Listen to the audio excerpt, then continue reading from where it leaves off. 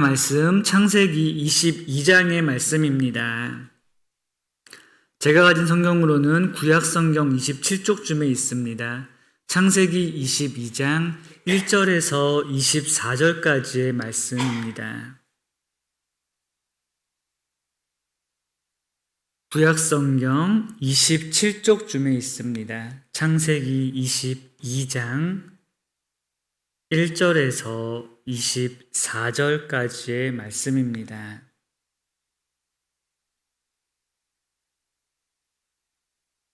(22장) 1절에서 24절까지 우리에게 주신 하나님의 말씀입니다. 다 같이 합독하겠습니다. 1절입니다. 그 일 후에 하나님이 아브라함을 시험하시려고 그를 부르시되 아브라함아 하시니 그가 이르되 내가 여기 있나이다. 여호와께서 이르시되 내 아들 내 사랑하는 독자 이삭을 데리고 모리아 땅으로 가서 내가 내게 일러준 한 산 거기서 그를 번제로 드리라. 아브라함이 아침에 일찍이 일어나 나귀의 안장을 지우고 두 종과 그의 아들 이삭을 데리고 번제에 쓸 나무를 쪼개어 가지고 떠나 하나님이 자기에게 일러주신 곳으로 가더니 제3일에 아브라함이 눈을 들어 그곳을 멀리 바라본지라. 이에 아브라함이 종들에게 이르되 너희는 나귀와 함께 여기서 기다리라.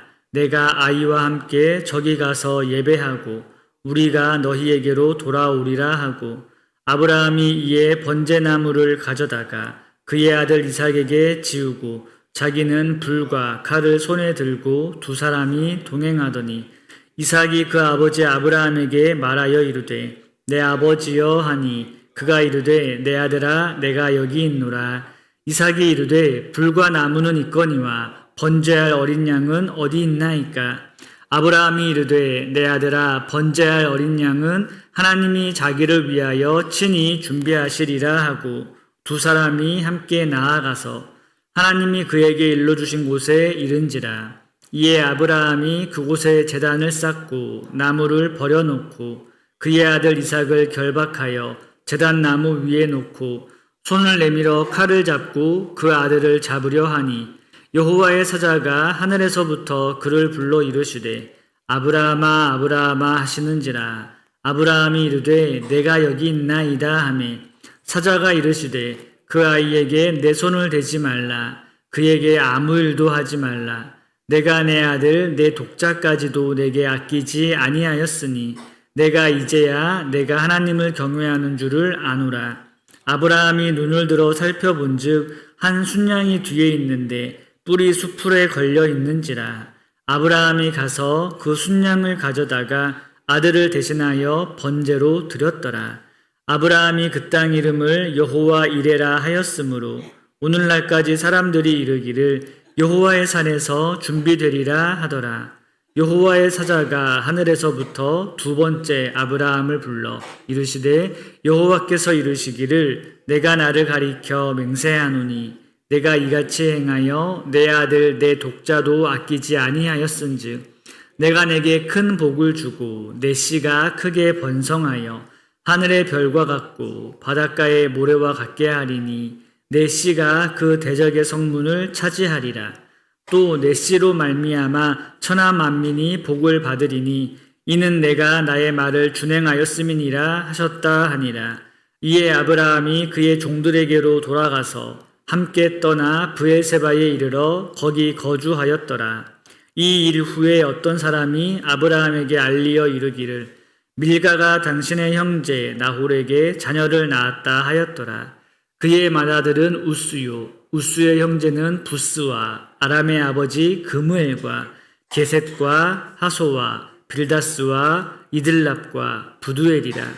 이 8사람은 아브라함의 형제 나홀의 아내 밀가의 소생이며 부두엘은 리브가를 낳았고 나홀의 첩 루우마라 하는 자도 데바와 가함과 다하스와 마아가를 낳았더라. 아멘. 이 말씀의 은혜가 함께 하시길 바랍니다. 오늘 본문은 아버지 아브라함과 아들 이삭의 아주 긴 여정이 나옵니다. 길다라는 것은요, 거리가 긴 거기보다는 마음에 너무 아픈 여정이었다라는 겁니다. 그런데 오늘 말씀이 보여주는 것은 단순히 그 아버지와 아들이 참 가슴 아픈 길을 갔다로 끝나는 것이 아닙니다. 사람의 아픔은 겉으로 드러나지만 하나님께서 그 아픔 이면에서는 다 일을 하시면서 하나님의 선한 역사가 개입했다라는 것을 잘 보여주고 있습니다. 저와 여러분들이 오늘 말씀을 통해서 우리의 삶을 그렇게 이끌어 가시는 하나님을 더욱 믿음으로 바라볼 수 있는 그런 하나님의 자녀가 되기를 바랍니다. 1절의 말씀 보니까 이렇게 말씀을 시작합니다. 그 일 후에 하나님이 아브라함을 시험하시려고 그를 부르시되 아브라함아 하시니 그가 이르되 내가 여기 있나이다 라고 말씀하고 있습니다. 하나님께서 아브라함을 부르신 목적을 분명하게 말씀을 하세요. 바로 시험이라고 말씀을 하고 있습니다. 하나님께서는 아브라함을 시험하려고 하셨습니다. 여기서 말하는 시험이라는 것은 마귀의 유혹이 아닌 하나님의 연단과 같은 것입니다. 더 강하게 하는 것이었습니다. 그를 더 믿음의 사람으로 세워주시는 것이었습니다. 모든 성도 앞에 있는 시험은 이와 같습니다. 그런데 그 무게는 동일합니다. 마귀가 주는 유혹이나 하나님이 주시는 연단의 시험이나 무게는 동일합니다. 둘 다 어렵습니다. 하나님이 주시는 연단이라고 해서 달콤하거나 쉬운 게 아닙니다. 결코 쉽지 않습니다. 하나님께서 아브라함에게 요구하셨던 것은 내 아들 이삭을 바쳐라 라는 거였습니다. 이것만큼 어려운 게 또 어디에 있겠습니까? 도무지 풀지 못하는 실타래와 같습니다. 어느 누구에게나 자녀는 귀합니다. 그런데 우리가 아는 것처럼 아브라함에게 있어서 이삭은 조금 더 귀합니다. 우리가 흔히 늦게 자녀를 본 사람들의 이야기를 들으면은 귀하게 컸네라고 표현할 때가 있습니다. 모든 자녀가 다 귀한 것이 맞지만 그 중에 이제 늦게 본 자녀들은 조금 더 이제 손이 간다라고도 생각을 합니다. 아브라함에게 있어서 이삭이 그와 같았습니다. 그런데 하나님께서 아브라함에게 요구하신 게 이거였어요. 그 사랑하는 아들을 내어놓아라 라는 거였습니다. 너무나 아픈 거였고 너무나 어려운 거였습니다. 차라리 하나님께서 너 이삭을 죽일래 네가 죽을래 이 두 가지를 주셨으면은 아브라함은 고민하다가 제가 가겠습니다 라고 했을 거예요. 하지만 하나님께서는 그런 선택지도 주지 않으십니다. 단순히 내놔라 라고 말씀하고 계십니다. 우리가 하나님 앞에서 가져야 될 태도가 사실은 그런데 이와 같은 것입니다. 하나님께서 바쳐라 라고 하면은 그 무엇도 드릴 수 있는 자세가 있어야 됩니다. 제가 지금 여러분들에게 말씀드리는 거는 당장 집에 가서 집 팔고 땅 팔고 다 팔아서 헌금하세요라는 말이 절대로 아닙니다. 하나님 앞에서 가져야 될 우리의 태도가 바로 그와 같다라는 것입니다. 12절의 말씀을 보니까 이렇게 말씀을 하세요. 사자가 이르시되 그 아이에게 내 손을 대지 말라. 그에게 아무 일도 하지 말라. 내가 내 아들 내 독자까지도 내게 아끼지 아니하였으니 내가 이제야 내가 하나님을 경외하는 줄을 아노라 라고 말씀하십니다. 아브라함이 하나님 앞에 이 자녀를 드리겠습니다 라고 마음으로 다짐하고 결단하고 실행했습니다. 그러자 하나님께서 말씀하시는 게 이것입니다. 아무 일도 하지 마라. 그리고 참 우리가 알기에 조금 물음표가 생기는 말씀이 여기서 나오는데 경외하는 줄을 아노라 라고 말씀하는데 그 앞에 이제야 라고 들어가 있어요. 이것만 놓고 보면 마치 이것과 같습니다. 하나님께서 아브라함이 어떻게 하나 이렇게 지켜보시다가 아브라함이 하니까는 그래 이제야 알겠다 라고 이해가 됩니다. 하지만 그거는 아닙니다. 하나님께서는 모든 걸 다 알고 계셨고 여기서 이제야 안다라는 표현은 하나님이 뒤늦게 깨달았다라는 게 아닙니다. 하나님께서 아브라함을 통해서 우리에게 보여주고자 하시는 것을 드러내시는 것입니다. 하나님께서는 모든 것들을 알고 계시고 모든 것들을 선하게 역사하시는 분입니다. 다만 그 가운데 우리의 실천과 우리의 실행이 너무나 갈팡질팡할 때가 있습니다. 하나님께서는 다 아시는 분입니다. 하나님께서 아브라함을 통해서 알려주시고자 하시는 길이 있습니다. 우리가 하나님 앞에 그와 같은 실천과 순종으로 나아갈 수 있어야만 합니다. 이렇게 할 때에 하나님께서 아브라함에게 큰 약속을 약속하셨습니다. 17절의 말씀인데요. 내가 내게 큰 복을 주고 내 씨가 크게 번성하여 하늘의 별과 같고 바닷가의 모래와 같게 하리니 내 씨가 그 대적의 성문을 차지하리라 라고 말씀합니다. 오늘 말씀에서 이 17절의 말씀에서 반복적으로 나오는 단어는 씨라는 겁니다. 씨. 아브라함 한 사람도 중요한 게 맞습니다. 하지만 아브라함을 통해서 이루어질 믿음의 역사가 더 부각됩니다. 바로 씨라는 겁니다.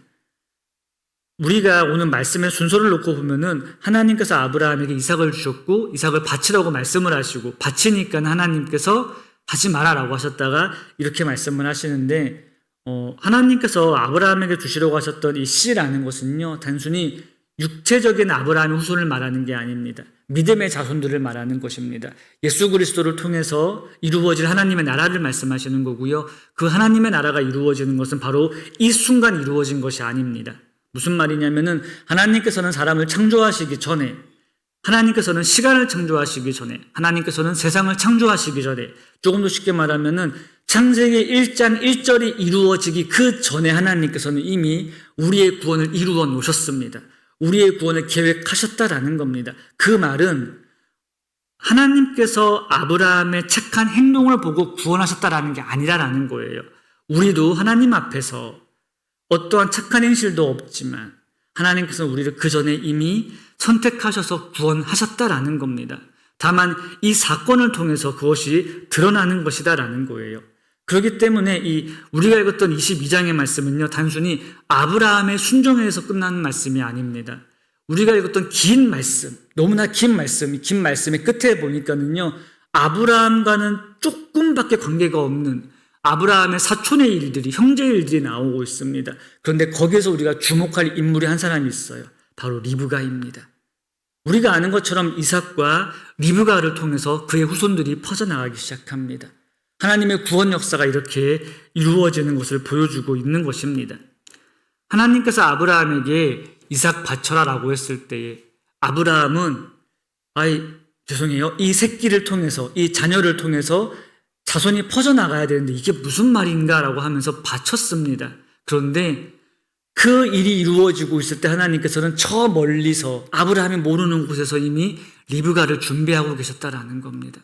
이것이 바로 우리에게 보여주신 하나님의 섭리입니다. 말씀을 정리하겠습니다. 하나님께서는 아브라함에게 너무나 어려운 질문을 하셨습니다. 그런데 참 아이러니하게도 그 어려운 질문 멀리에서는 이미 답이 준비되고 있었습니다. 리브가라는 답이 준비되고 있었습니다. 하나님께서는 다 알고 계셨습니다. 우리의 삶 가운데 이루어지는 하나님의 연단들 이와 같은 것입니다. 우리는 풀기가 너무 어렵습니다. 하지만 하나님께서 풀어가시는 겁니다. 우리가 하나님 앞에서 가져야 될 태도는 모든 것들을 하나님 앞에 순종하는 것이고 그게 바로 하나님을 경외하는 태도입니다. 우리에게 요구하시는 것이 바로 이와 같습니다. 우리가 하나님을 경외함으로 나아가는 것, 하나님께서 우리에게 주신 나만의 이삭을 가지고 내가 가져야지가 아니고 하나님의 뜻대로 내어드릴 때에 그 이삭을 통하여 하나님의 구원 역사가 이루어져 가는 것입니다. 우리의 삶 가운데에 있는 모든 연단 앞에서 저와 여러분들이 이렇게 믿음의 순종을 하며 참된 경외함으로 하나님께 나아가는 그런 주님의 자녀가 되시기를 주님의 이름으로 축원합니다. 기도하겠습니다.